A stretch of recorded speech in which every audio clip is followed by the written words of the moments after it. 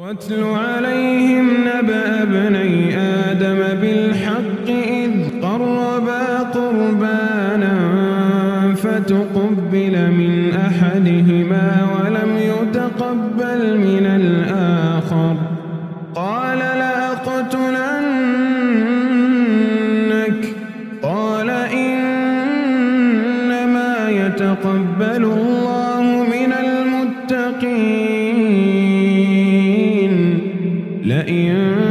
بسطت إلي يدك لتقتلني ما أنا بباسط يدي إليك لأقتلك إني أخاف الله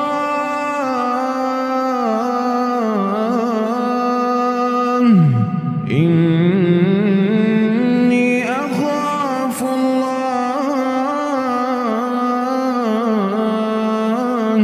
إني أخاف الله رب العالمين إني أريد أن تبوء بإثمي وإثمك فتكون من أصحاب النار وذلك جزاء الظالمين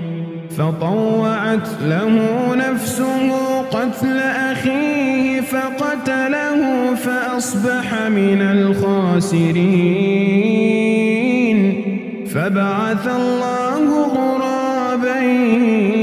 يبحث في الأرض ليريه كيف يواري سوءة أخيه قال يا ويلتى أعجزت أن أكون مثل هذا الغراب قال يا ويلتى أعجزت أن أكون مثل هذا الغراب فأواري سوءة أخي فأصبح من النادمين من أجل ذلك كتبنا على بني إسرائيل أنه من قتل نفسا بغير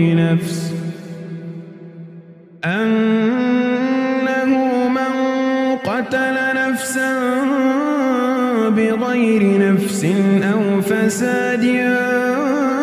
في الأرض فكأنما قتل الناس جميعا ومن أحياها فكأنما أحيا الناس جميعا ولقد جاءتهم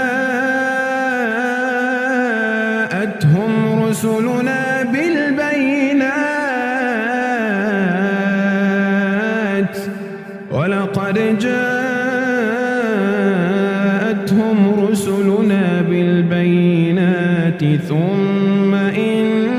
كثيرا منهم بعد ذلك في الأرض لمسرفون